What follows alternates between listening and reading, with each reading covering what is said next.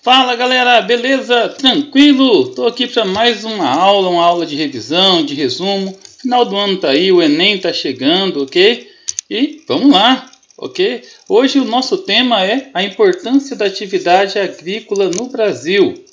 Bom, eu trouxe aqui uma pequena imagem para vocês, tirada do nosso material de estudos. É bom a gente entender a vocação agrícola do Brasil. O Brasil hoje ele se destaca como um dos maiores produtores e exportadores agrícolas do mundo. Nessa imagem aqui, tirada da apostila do ângulo, do material ângulo, né, nós temos aqui os Estados Unidos como o maior exportador do mundo, seguido pela União Europeia, zona do euro, né, aqueles 27 países, seguido pelo Brasil e, em quarto lugar, a China. Esses dados aqui, segundo o material, é de 2011. Entre os fatores que contribuíram para que o Brasil se destacasse no cenário da produção agrícola mundial, nós podemos citar, pessoal, a vocação agrícola desde tempos coloniais. O Brasil vem se destacando desde o início da sua colonização. Começou com a cana-de-açúcar, depois a cana, depois o café, depois a borracha, mais recentemente a soja, o milho, o algodão, a laranja e assim por diante. Nível aceitável de fertilidade do solo. O solo não é muito bom, mas tem um nível aceitável de fertilidade e você pode introduzir fertilizantes químicos que ajudam a melhorar bastante o solo, que dá um bom desenvolvimento, não é verdade? Os fatores climáticos, o Brasil é um país tropical, tem um bom regime de insolação, de radiação solar. A abundância de água doce, o Brasil é um dos países que mais tem água doce disponível no mundo. Um apoio do governo, é muito comum aqui no Brasil ter concessão de crédito para os produtores agrícolas, apoio de instituições de pesquisa como a Embrapa. E aqui eu trouxe um pequeno texto que fala sobre a Embrapa. A Embrapa é uma empresa brasileira de pesquisa agropecuária, é vinculado ao Ministério da Agricultura, Pecuária e Abastecimento. Foi criado no dia 26 de abril de 1973, período da ditadura militar, e tem como missão viabilizar soluções de pesquisa, desenvolvimento e inovações para a sustentabilidade da agricultura, em benefício da sociedade brasileira. Possui hoje 9.803 empregados, sendo que pouco mais de 2.300 são pesquisadores. E sendo que desses 2.389, 18 têm mestrado, 74% deles doutorado e 7% com PhD ou livre docência ou pós-doutorado. Ou seja, é uma empresa brasileira pública com altíssimo gabarito e com amplo desenvolvimento na área de pesquisa para o meio agropecuário. Nesse mapa nós temos as principais unidades da Embrapa no Brasil. O agronegócio, pessoal, é um dos principais setores da economia brasileira, responsável por empregar direta e indiretamente aproximadamente 30% de toda a PEA, de toda a população economicamente ativa, e por 25% do PIB nacional, pela riqueza nacional. O valor dos produtos agrícolas exportados pelo Brasil, como a soja, a cana-de-açúcar, o café e a laranja, representa elevada participação desses produtos no total da produção agrícola brasileira. Alguns especialistas enxergam essa situação como um problema para o Brasil, pois visa mais o mercado externo em detrimento do mercado interno. Vale um pequeno comentário aqui, tá, pessoal? O agronegócio ele estimula a economia brasileira, é muito bom para o PIB, só que a agricultura familiar é quem gera mais alimentos para a população em geral. Então, comida da mesa, agricultura familiar, economia do Brasil, o agronegócio. Nessa imagem que foi retirada também do nosso material de estudos, nós temos aqui os principais produtos agropecuários do Brasil, produtos voltados para o agronegócio. O Brasil, pessoal, tem primeiro produtor de café, tá? Primeiro de exportação, o 27º do comércio mundial. Suco de laranja, o Brasil está em primeiro. Né? A carne bovina, o Brasil é o primeiro exportador mundial, possui o segundo maior rebanho bovino, só perde para a Índia, só que lá o gado é sagrado. Primeiro na cana-de-açúcar, o segundo em complexo de soja, também o segundo em exportação. Terceiro na produção de frango, o primeiro de exportação. O terceiro de milho, o segundo de exportação, e o quinto de algodão e o quarto em exportação. Então esses são os principais produtos nossos. Vamos falar um pouquinho sobre a pecuária. É uma importante atividade econômica para o Brasil. O Brasil possui o segundo maior rebanho bovino do mundo. E o segundo do mundo em frangos e suínos, atrás da China e dos Estados Unidos. Desde 2004, o Brasil é o maior exportador mundial de carne bovina. Tá? Nós já comentamos sobre isso, pessoal. E a carne brasileira é uma carne de excelente qualidade. A propósito, só voltando aqui, frisando, o gado predominante no Brasil é esse que vocês estão vendo aqui na imagem, o Nelore, tá? Que é um gado de origem indiana. Aqui nós temos uma reportagem que eu cortei print da internet do portal DDO, que mostra as principais regiões do Brasil, que são as maiores produtoras, que têm os maiores rebanhos, ok? Vamos falar agora sobre a agricultura familiar. É definida por lei desde julho de 2006. É aquela praticada por um empreendedor familiar rural que não detenha qualquer tipo de área rural maior do que 4 módulos fiscais.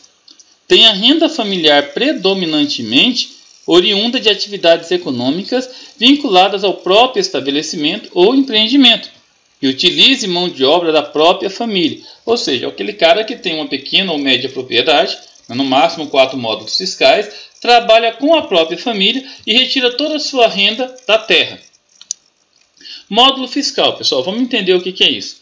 É uma unidade de medida fixada diferentemente para cada município de acordo com a Lei 6.746 de 79, que leva em conta o tipo de exploração predominante de cada município, a renda obtida com a exploração, outras explorações existentes, embora não predominante, e que sejam expressivas em função da renda ou da área utilizada. Bom, atualmente o módulo fiscal serve como parâmetro para a classificação fundiária do imóvel rural. Vamos analisar aqui, pessoal. Então, todas essas nomenclaturas que vocês estão vendo aqui são definidas por lei, a Lei 8.629 de 93, no artigo 4º. O minifúndio, ou uma pequena propriedade rural, também conhecido como chácara ou sítio, né, é um imóvel rural inferior a 1 módulo fiscal. Uma pequena propriedade, entre 1 e 4 módulos fiscais, e uma média propriedade entre 4 e 15 módulos fiscais. Uma grande propriedade, ou seja, um latifúndio, é aquela área superior a 15 módulos fiscais. Aqui eu tenho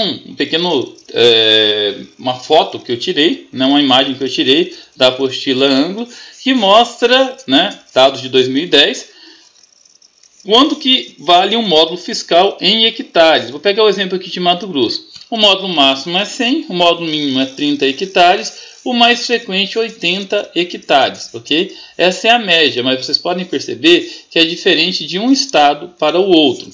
Depende muito da atividade agrícola que gera renda na região. Ok, pessoal, vamos entender agora os conflitos no fluxo de comércio das commodities agrícolas. Os países subdesenvolvidos fornecem majoritariamente commodities para o mercado internacional. Já os países desenvolvidos, com alta produtividade no setor agropecuário, atendem prioritariamente o seu mercado interno. Bom, as commodities, como nós já sabemos, são mercadorias que são avaliadas pelos organismos internacionais, como as bolsas de valores. O que nós conseguimos perceber com isso, pessoal? Existe uma divisão entre país rico e país pobre. Os países pobres fornecem matéria-prima bruta, enquanto que os países ricos fornecem produtos industrializados de maior valor agregado. Tá? Só para finalizar essa parte, a produção agrícola nos países do norte, ou seja, do norte rico, é subsidiada pelo governo, o que torna o comércio injusto, ou seja, os subsídios praticados pelos países ricos. Muitos países precisam recorrer à Organização Mundial do Comércio para defender seus interesses no mercado internacional. Vamos falar agora sobre as grandes questões sociais no campo. Bom, vamos entender essas relações. Primeiro, as relações de trabalho. Os poceiros, pessoal. Poceiros são trabalhadores, né, são lavradores que se instalam em terras de terceiros ou então em terras devolutas e que acabam tomando posse da terra pelo seu uso. Então, os poceiros entram numa determinada terra, vão usufruindo da terra, tirando sua renda da terra e, com o tempo, acabam fazendo uso, né, de uma brecha da lei, que é o uso capião. O problema é quando essa terra pertence a outras pessoas. Então muitas pessoas acabam adquirindo a terra para especulação e muitas pessoas acabam entrando na terra. Tá? Quando a terra é da União, são devolutas, públicas, esse contexto não é tão grave assim. Os parceiros são lavradores que trabalham em terras de outros com os quais dividem o lucro da produção obtida. O regime de parceria é um regime de acordo. Tá? O trabalhador, ele entra em acordo com o dono da terra, pede para utilizar a terra, né? O dono deixa, é um acordo mútuo, na verdade. Depois, quando obtém o lucro da terra, ele divide com o dono, com o proprietário. Os pequenos proprietários são trabalhadores que cultivam para atender às necessidades básicas da sua família e o mercado local. É o contexto da agricultura familiar ou da agricultura de subsistência. Os arrendatários são aqueles que alugam a terra de alguém. Aquele camarada, né, que aluga a terra e vai trabalhar com a terra e paga um determinado valor por ano, seja em dinheiro, seja, né, repartindo o lucro que aquela terra deu durante um determinado período. Os assalariados ou trabalhadores permanentes são aqueles que têm a sua carteira assinada, né? São regidos pela CLT. Mas também podem ser os trabalhadores temporários, boias frias, os temporões, os corumbas ou corumbás, aqueles camaradas que são contratados como diaristas para trabalhar, ou por temporada, né? Para trabalhar em determinada região durante o plantio ou a colheita. Os trabalhadores não remunerados são os dependentes de um trabalhador rural. A mulher, o filho, outros parentes que moram no meio rural e acabam ajudando no trabalho do campo, só que sem receber remuneração. Pessoal, vamos falar um pouquinho sobre a concentração da posse de terra no Brasil. Para entender a estrutura fundiária do Brasil, é necessário fazer uma breve reflexão histórica que vai desde o início da colonização do Brasil, né, no contexto das capitanias hereditárias, a distribuição das sesmarias, até a Lei de Terras de 1850. Vamos lembrar que a Lei de Terras de 1850 ela foi discriminatória, porque concentrou as terras apenas nas mãos daquelas pessoas que tinham muita grana. Os grandes empresários, grandes comerciantes, grandes donatários, ou seja, quem já tinha muita grana, excluindo a população branca pobre e os negros libertos. E uma estrutura fundiária concentradora é fator de tensão permanente. Então, pessoal, olha, vamos prestar atenção no último parágrafo, tá? Que é bacana. A concentração de terras no Brasil é uma das maiores do mundo. Esse fato tem aspectos negativos na vida nacional e está na base da distorção da ordem social, com elevado desemprego, intenso êxodo rural e conflitos no campo. Isso é discriminatório. Então, enquanto o Brasil não resolver o problema da questão agrária, vai ser sempre um problema. Tá? Nós sempre vamos ter vários problemas sociais e a questão da concentração de terra no Brasil é um desses fatores. Bom, nessa imagem retirada da apostila Ângulo, vocês podem perceber o seguinte. Olha só, pequenas propriedades, ó, tá? Áreas de terras de 10 até 100 hectares, ou seja, imóveis pequenos, médios, na verdade, olha só, equivale a aproximadamente, ó, de 1, 3, 5, 7, tá? Aproximadamente 15% dos proprietários de terra. Tá? Até 500 hectares, olha aqui, ó, até 500 hectares já sobe para 35, até 1.000 hectares, 45, entendeu? Até 2.000 hectares de terra, né, já sobe um pouquinho mais, né, algo em torno de 55, ok? Isso em porcentagem, pessoal. Agora, vamos observar, nós vimos aqui em hectares, em porcentagem, né? Agora, vamos observar a quantidade de pessoas, ok? Então, aqui em porcentagem, aqui a quantidade de pessoas. 33,7% da população, 25%, entendeu? Agora, acima, mais de 2.000 hectares, ou seja, os grandes latifúndios, 0,8% da população, que detém 39.250 imóveis, tá? Isso representa, gente, algo em torno de 42% de toda a extensão de terra do Brasil. Olha só a quantidade de hectares aqui, ó, 242.000 hectares, ok? Milhões de hectares, perdão. Tá? Ok, pessoal. Vamos falar agora dos agentes de conflito no campo. né? A crescente concentração de terras nas mãos de grandes empresários, nas mãos de grandes latifundiários, está diretamente relacionado com a disputa pela posse da terra, muitas vezes resultando em mortes. Além dos trabalhadores rurais, as vítimas podem ser os indígenas, empregados de fazendas, que muitas vezes são tratados como escravos, né? Pessoas ligadas às igrejas, os ribeirinhos, entre outros. Aqui eu trouxe algumas imagens de pessoas que já foram vítimas de conflito no campo. Os indígenas, né? É a imagem retirada da internet mostrando os irmãos Vilas Boas, idealizadores do Parque Nacional do Xingu, aqui em Mato Grosso. Chico Mendes, né? Seringueiro, ambientalista, considerado um dos maiores ambientalistas do mundo e símbolos do Brasil. Armand Dorothy Steng, que foi assassinado em fevereiro de 2005, denunciava conflitos entre a população ribeirinha, entre os madeireiros e os grandes proprietários de terra.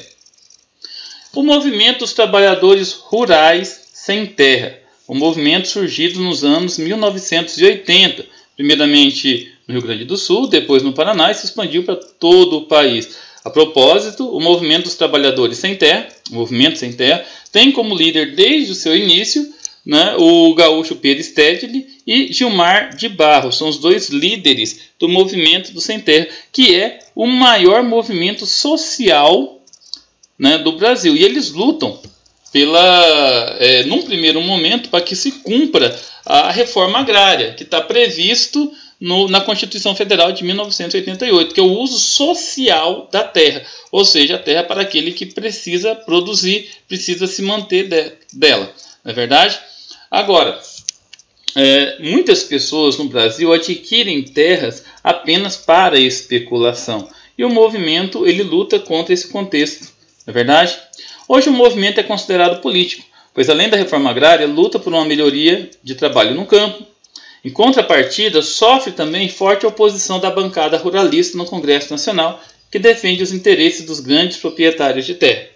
Há alguns que defendem que o movimento dos trabalhadores sem terra acabou atendendo aos anseios de alguns partidos políticos no Brasil. É isso aí, pessoal. Essa aqui é uma pequena prévia do que nós vimos em sala de aula. E nós tratamos aqui, né, das atividades agrárias no Brasil. Enem está chegando, moçada, vamos estudar. Fica uma mensagenzinha de incentivo para vocês, ok? Por menor que seja o seu tempo de estudo, estude. Não tenha medo de crescer lentamente. Tenha medo apenas de ficar parado. Fiquem com Deus. Boa sorte na hora da prova. Final do ano está chegando, ok? Valeu, pessoal. Até a próxima.